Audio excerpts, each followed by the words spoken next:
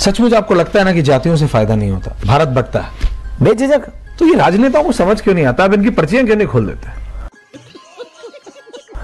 अब राजनेता अगर हमसे ज्ञान लेंगे तो हम बिल्कुल खोलेंगे। हमारी सुनता कौन है आपके अलावा? 64% दिल्ली और 40+% लखनऊ को वक्फ बोर्ड की प्रॉपर्टी बताया गया। जस्ट बता रहा हूं, जिस एयरपोर्ट पे आप और हम, ये पूरा हिंदुस्तान जहां से दिल्ली के अंतर्राष्ट्रीय हवाई अड्डे से उड़ते उस पूरे को वक्फ बोर्ड की जमीन बता दी गई। फिर तो देश लुट गया है। ऐसा बोर्ड तो हमें भी बनाना है। नहीं।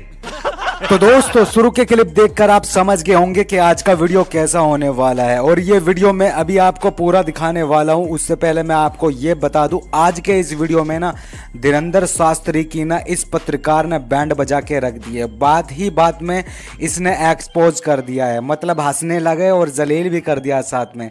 और साथ में बाबा से सवाल किया वक्फ बोर्ड को लेकर, और वक्फ बोर्ड को लेकर क्या बोले बाबा, तो उसको लेकर भी पत्रकार ने एक्सपोज किया है।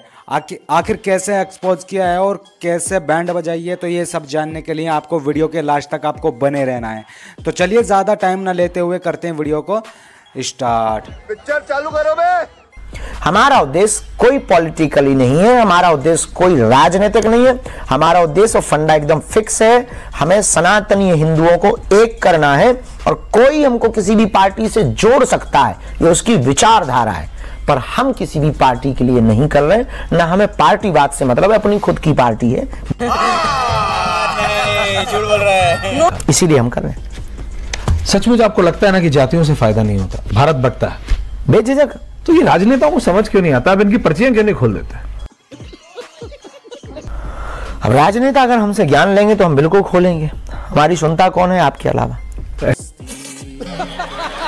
ऐसा मत बोलिए, कम से कम मैं तो सुनता हूं आपकी। लेकिन ये आपने बहुत ठीक कहा कि मतलब अगर जातियों का बोलबाला, जैसे ये कहते हैं कि जिसकी जितनी भागीदारी उसकी इतनी हिस्सेदारी, उसकी उतनी हिस्सेदारी, उससे देश चलेगा बेझिझक। आप विकसित राष्ट्रों को देखो ना जी, डेवलप कंट्रीज जितनी है आप उनको देखो। उन्होंने जो डेवलपमेंट किया है वो किसी एक जाति के बल पे नहीं किया ना, ये एक देश राष्ट्र के बल पर किया, देश के बल पे, एक बल पे, एक सबकी सोच रखी, एक विचारधारा रखी, सब आगे बढ़ गए। इस देश में जब गुलामी थी तो अंग्रेजों को भगाना किसी एक जाति ने नहीं भगाया ना, सबने भगाया। हिंदू मुसलमान सिख ईसाई सब लड़े, सबके पूर्वज मरे। ये बड़ी अच्छी बात कही आप। तो हमें इस पे बात करनी पड़ेगी ना, हमें इस पे चलना पड़ेगा। तो अगर हमको अपने देश को जलाना है तो आप जाति जनगणना कर लीजिए, अगर देश को बचाना है तो जो हमने सनातन हिंदू एकता पदयात्रा को निकाला है, इसमें अपनी जाति भाव के गुमान को भूलकर आपको सरनेम नहीं हटाना है, सरनेम के आगे एक काम करना है, सनातनी हो तो सनातनी जोड़ना है, बस खेल खत्म। अच्छा। जब बात अंतर्राष्ट्रीय हो रही है, मैं वापस देश में आऊं उससे पहले पड़ोसी देश से होते हुए वापस आता हूं, बांग्लादेश। मत पूछो दादा, हिंदुओं के साथ इतना हुआ, आपने टिप्पणी दी, कई और कथावाचक जो जिनके लाखों फॉलोअर्स हैं उन्होंने दी, लेकिन एक राजनीतिक दल, आपने बड़ा दल दिखा के सबको इनवाइट तो कर लिया, सबको आपने आमंत्रित तो कर लिया, लेकिन कई नेता बड़े ऐसे जो क्या क्या बनना चाहते हैं, लेकिन एक टिप्पणी नहीं की गई, क्योंकि एक खास विशेष वर्ग को मैं नाम लेता हूं, मुसलमानों को, उन्हें लगा कि भारत के मुसलमान, हालांकि मेरा मानना है कि भारत का मुसलमान भारतीय पहले है, ये बड़ी अच्छी बात कही आप, उसको बिल्कुल खराब नहीं लगता, लेकिन ये नेता जानबूझ के बांग्लादेश में ऐसी हालत हिंदुओं को मारा था, दुर्गा पूजा नहीं मनाने दी दादा, दिवाली नहीं मनाने दी, और ये भारत के नेता कुछ बोलते नहीं है उस पर, विपक्ष ये फंस गया सीएम। हमें लगता है कि इस देश में कुछ लोगों के अंदर राष्ट्रवाद की बहुत कमी है, राष्ट्रवाद की बहुत कमी है।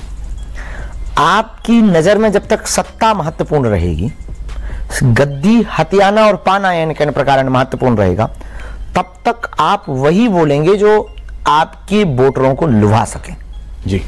और जिस दिन आप बहुत अच्छे तरीके से राष्ट्रभक्त बन जाएंगे, उस दिन आप वो बोलेंगे जिससे राष्ट्र का भला होगा। अब किसी को बुरा लगता हो तो लगे, हम अच्छा हमको सिखा रिया है, जय फिलिस्तीन वालों के पक्ष में नहीं है तो नहीं है, हम वंदे मातरम वालों के पक्ष में जो नहीं बोलते उनके पक्ष में नहीं है तो नहीं है, किसी को भारत में डर लगता है हम उनके पक्ष में नहीं है तो नहीं है।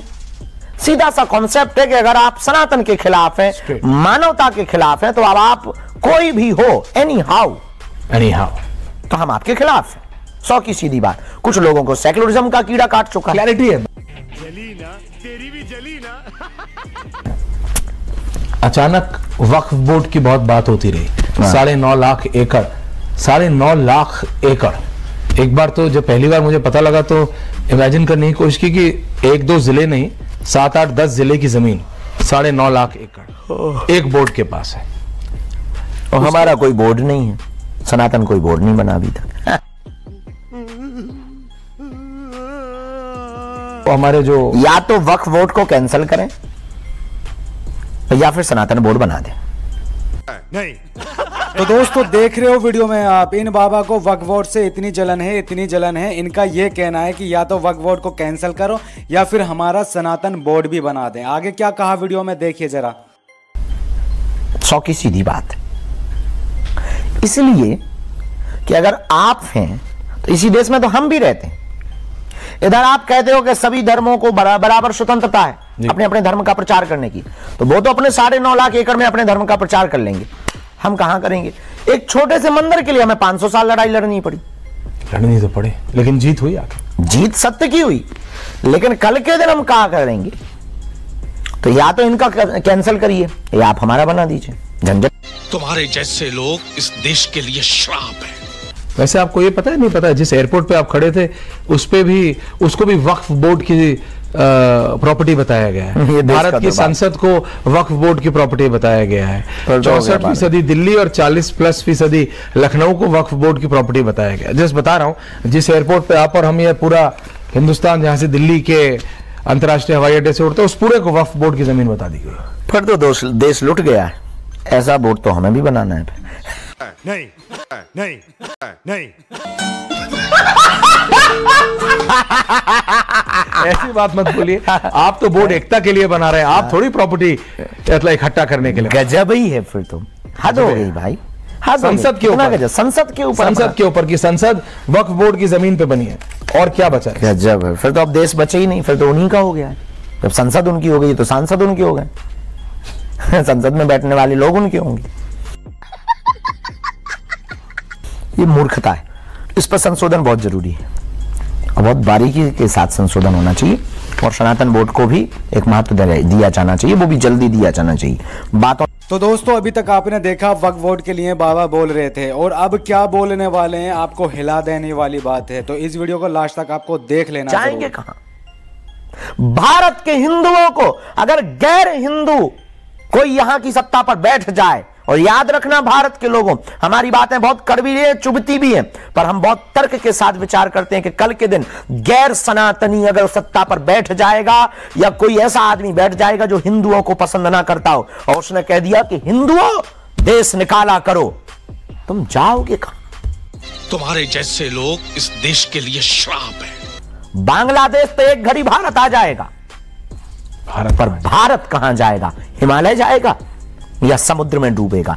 ये दुर्भाग्य है। इसलिए भारत के धर्म गुरुओं को पोस्टर बॉय बनने की जगह, अब कई लोगों को बुरा लगेगा छोटा सा बच्चा ज्ञान दे रहा है, कई लोगों को ये लगेगा कि अभी हम लोगों को ही ज्ञान दे रहा है, क्या आप लीड नहीं कर सकते? तो दोस्तों फाइनली आज का वीडियो यहीं एंड होता है। अगर आपको ये वीडियो पसंद आया तो वीडियो को फटाफट से लाइक कर दें एंड चैनल को भी सब्सक्राइब कर लें, क्योंकि इस तरह के वीडियो इस चैनल पर आपको मिलते रहते हैं। और इस बाबा के लिए आप क्या कहना चाहेंगे तो आप अपनी राय कमेंट्स बॉक्स में जरूर देकर जाना।